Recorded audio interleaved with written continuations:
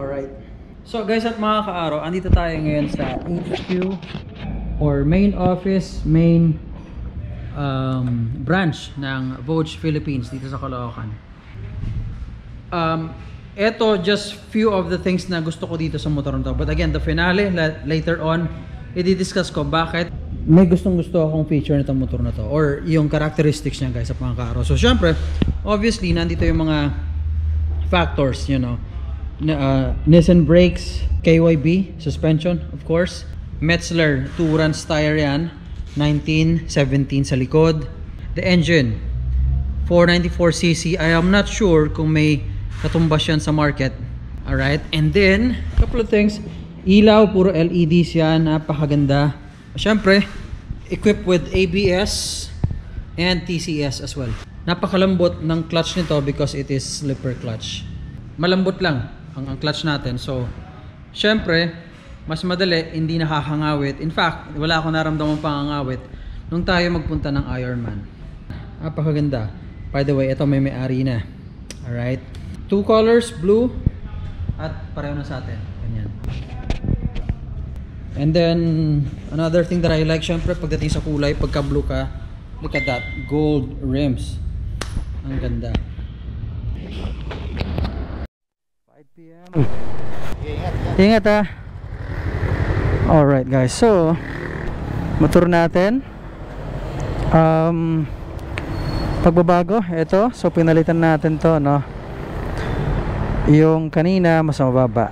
So ito yan. And I like this kasi hindi na natin kailangan na-adjust pa pagka tayo babiyahe. Kasi medyo mababa lang yung yung original.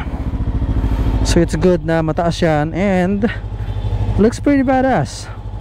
That's good. Available yan kay Vogue if in case you need it. Ayun, sakto lang Okay.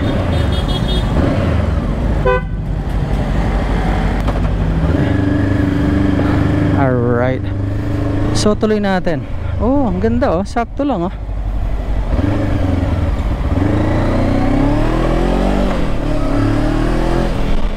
Kita nyo naman takbuhan ng motor na to, di ba? So that is the last thing actually na gusto ko mababanggit na. This engine, napakaganda niya, no? That's smooth, power, super smooth. Hindi ako nakakaramdam dito ever ng, you know, jerking ng makina because it's alam mo yung pabigla-bigla. Here super smooth pagka you know, pagka nagsisilinyador ka, pag nagre-rev ka, super smooth. So alam mo yan, there is that power. Torque is there also kung talagang gusto mong gamitin. Pero maganda takbo niya. Okay.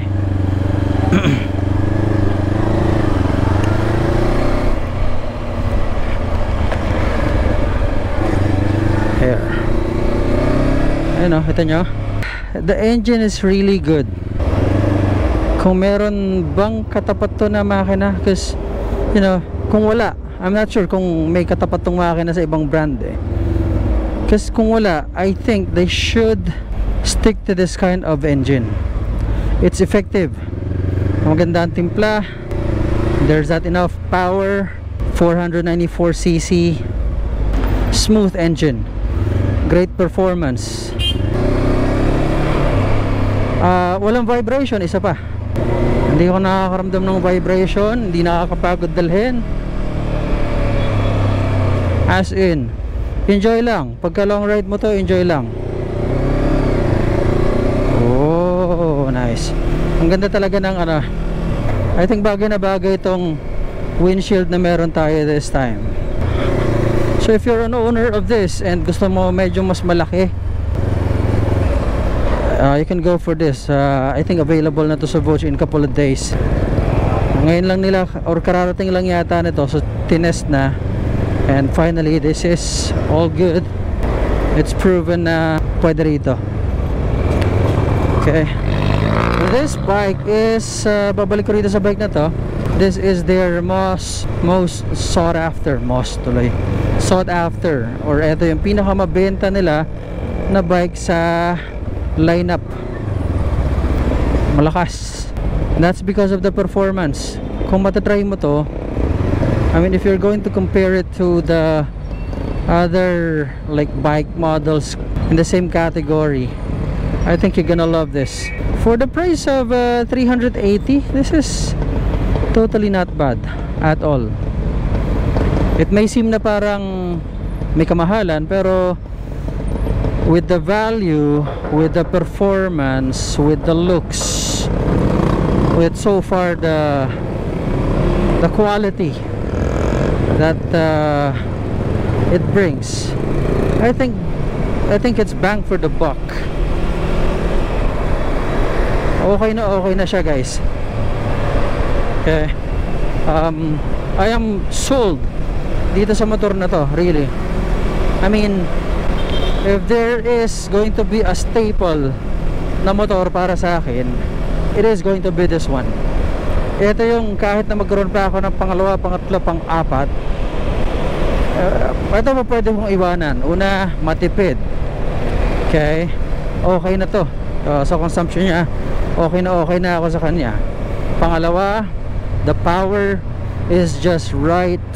It's just enough that I need na pagka gusto kong bumakbak ng konti, then it's there.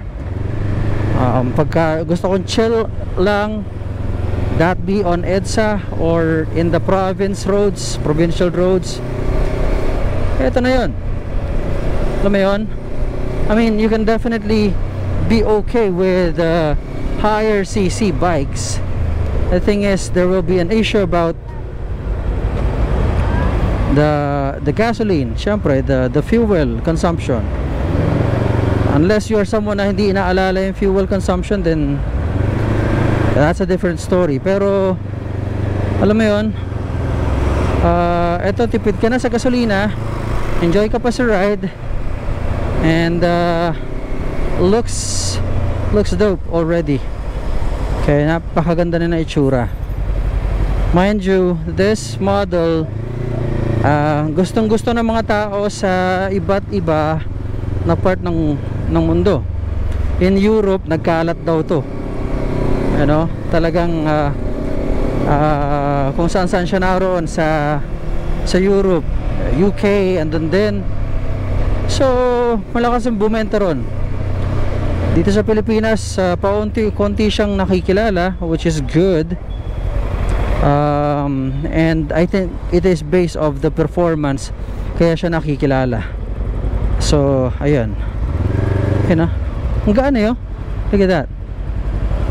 So if you are looking for a bike na inahanap nyo power and the enjoyment of having a not so expensive bike that's good for adventure, or even for strolling, or you know, even sa city, this has a nice tires, nice set of tires, Metzler Touran. So mapaulan man yan, which is normally nangyari sa Pilipinas, dry, trail konti, road, city, you know, it's more of like all around kind of bike. Hindi na tayo mapapahiya dito. So kudos. I haven't made a review about this bike yet, but we'll soon make one, kasi I've been having this for quite a while now, pero alam mo yun, hindi ko talaga siya na-review. And I intend na sabihin ang lahat ng bagay-bagay, experience ko, you know, kumusta tong bike na to, in one video, compressed, para mas ma-appreciate natin, mas ma-appreciate ko in fact, because the more I think about it, mas lalo ko siyang na-appreciate. I mean, nung nag 500R ako, the naked bike ng Vogue, tuwan-tuwa na ako doon. But here, I'm a lot happier compared to when I had the 500R. Ganon ko siya piniphrase, ganon ko siya kagustong klase ng motor, ganon ko kagusto yung implementation ng isang 494cc sa isang bike guys, sa gantong implementation in a big bike or in an adventure bike. Perfect, you know. Ito lang talaga ito lang talaga ang pintas ko sa kanya, no. Kung naging TFT lang ito, no question, this will be definite, alam mo yun, almost perfect kind of bike para sa akin. But because of this, yun ang pintas ko sa kanya. But again, I can accept that. I mean, I can deal with that. I'm more on the comfort, which is nararanasan natin. I'm more on the you know, the value that it gives, rather than the things that I can complain about. Diba? So, ganun guys. So, if you are someone looking for this kind of bike, you might check them out. 3 locations nga lang sila no? But, you know, kung medyo malayo, then message Vogue para malaman yung arrangement if there's any arrangement that you can do with them. But I'm just trying to tell you, sharing the experience of mine. This is first-hand experience I'm trying to express or share sa inyo. I hope it makes it's valuable. Okay. But yeah, basically that's it. Thank you so much for watching guys, sa mga kaaro. And if you'd like to know more about this bike, a few more videos in the channel, kung saan ko na dinala to. We even had this in the recent Boss Ironman at the beginning of the year. Sa mga matagal na rito, nakita nyo kung paano ko siya ginamit. Actually, yung nakita nyo, it was just like a tip of the iceberg, ika nga.